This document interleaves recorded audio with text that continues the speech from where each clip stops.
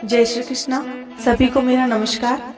पिछली बार हमने गुरुवार की व्रत विधि, उद्यापन विधि और व्रत का महत्व आदि के बारे में वीडियो शेयर किया था।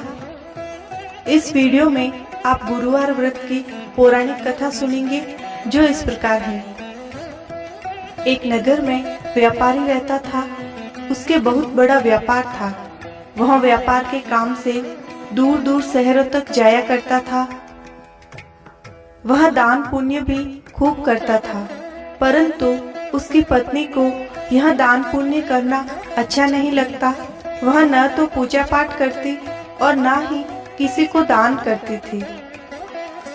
एक बार व्यापारी दूसरे शहर गया हुआ था, तो बृहस्पति देवता साधु का रूप धारण कर उस व्यापारी की पत्नी से भिक्षा की याचना की। तो उसने साधु महात्मा से कहा, महात्मा जी, मेरे पति सारे दिन दान पुण्य में ही सारा धन और समय भी नष्ट करते हैं। मैं इस दान पुण्य से तंग आ गई हूँ। आप कोई ऐसा उपाय बताइए जिससे ये सभी धन नष्ट हो जाए। इससे न तो ज्यादा धन होगा और न ही मुझे दुख होगा। बृहस्पति देवता ने कहा, पुत्री, धन और संतान तो सभी चाहते हैं, लेकिन तुम्हें धन के होने का दुख है। यदि तुम्हारे पास बहुत धन है तो तुम दान पुण्य करो। इस धन को पुण्य कर्म में लगाओ, भूखों को भोजन खिलाओ, प्याऊ बनवाओ, धर्मशालाएं बनवाओ, निर्धनों की कुंवारी कन्याओं का विवाह संपन्न कराओ, गायों को चारा, पक्षियों को दाना आदि कई पुण्य कर्म हैं, जिनको करके तुम्हारा और तुम्हारे कुल परिवार का जीवन सार्थक कर सकती हो। व्यापारी की स्त्री बोली, महात्मा जी, मैं इस बारे में आपकी कोई बात सुनना नहीं चाहती हूँ। मुझे ऐसा धन नहीं चाहिए जो मैं दूसरों में बांटती फिरूं। बृहस्पति देव बोले, तुम जैसा चाहती हो वैसा ही होगा। तुम 7 गुरुवार को गोबर से घर लीपना, केशों को धोना, भोजन में मांस मदिरा ग्रहण करना, कपड़े धोना, जो भी गुरुवार को वर्जित है वो सभी कार्य करना। इतना कहकर बृहस्पति देव अंतर्ध्यान हो गए। उस औरत ने ऐसा ही किया। 6 गुरुवार बीतने पर ही उसका संपूर्ण धन नष्ट हो गया। उधर उसके पति का व्यापार बंद हो गया। अब वह जंगल से लकड़ियां काट कर लाता और उन्हें बेचकर जीविका चलाने लगा। वह अपनी पूर्व दशा का विचार कर बहुत उदास और दुखी रहने लगा। एक दिन गुरुवार का दिन था। बृहस्पति देव साधु का रूप धारण करके आए और बोले, तुम्हारी यह दशा तुम्हारी पत्नी के गुरुवार के अपमान के कारण हुई है। तुम गुरुवार के दिन बृहस्पति का पाठ करो, गुड़ और चने का प्रसाद चढ़ाओ और स्वयं भी लो और कुटुंब में भी बांटो। भगवान तुम्हारी सभी मनोकामनाएं पूर्ण करेंगे। कहकर बृहस्पति देव अंतर्ध्यान हो गए। अगले गुरुवार को व्यापारी ने ऐसा ही किया। उसकी सभी कठिनाइयां दूर होने लगी, परंतु उसने अगले गुरुवार को व्रत या पूजा नहीं की और ना ही उद्यापन किया। दूसरे दिन यानी शुक्रवार को उस नगर के राजा ने यज्ञ आयोजन रखा और सभी को आज्ञा दी कि अपने घर में कोई भोजन नहीं बनाए।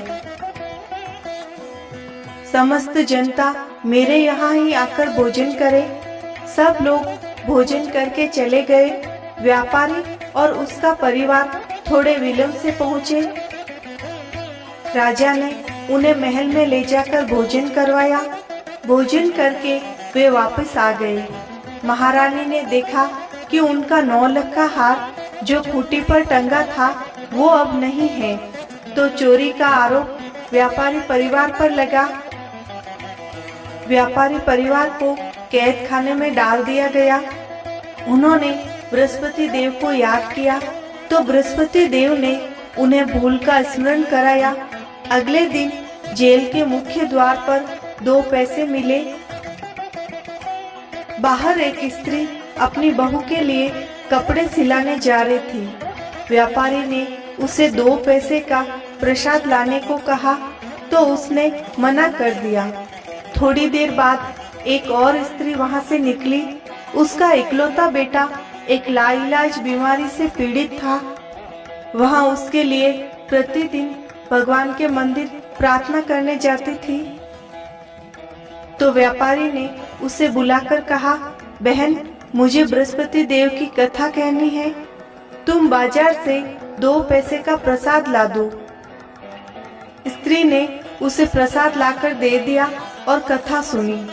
कथा सुनने के बाद वह प्रसाद लेकर घर गई। जब उसने बेटे को प्रसाद खिलाया तो वह भगवान की कृपा से बिल्कुल स्वस्थ हो गया। दूसरी औरत जिसने बृहस्पति देवता का निरादर कर अपने पुत्र के विवाह के लिए कपड़े लेकर वापस लौटी और उसका पुत्र घोड़े पर बैठा तो घोड़ी ने ऐसी छलांग लगाई और वह जमीन पर गिरा। वह बुरी तरह से घायल हो गया। वह स्त्री बृहस्पति देव से प्रार्थना करने लगी और अपने अपराध के लिए क्षमा मांगने लगी। उसने श्रद्धा के साथ बृहस्पति देव की कथा की और प्रसाद अपने पुत्र को खिलाया। वह ठीक हो गया। वह बृहस्पति देव के गुण गाने लगी। उसी दिन राजा को रात्रि में स्वप्न में बृहस्पति देवता ने दर्शन दिए और कहा कि व्यापारी और उसका परिवार निर्दोष हैं, उन्हें मुक्त कर दो। तुम्हारी रानी का हार उसी स्थान पर है जहां था। दूसरे दिन राजा ने उन्हें मुक्त कर दिया और व्यापारी की लड़की का उच्च कुल में विवाह करवाया। खूब सारा दहेज दिया। बृहस्पति देवता जिसकी जैसी मनोकामना होती है वह पूर्ण करते हैं। इस व्रत को करने से व्यक्ति रोग मुक्त, निर्धन धनवान और निपुत्र पुत्रवान होता है। जीवन सुखमय होता है।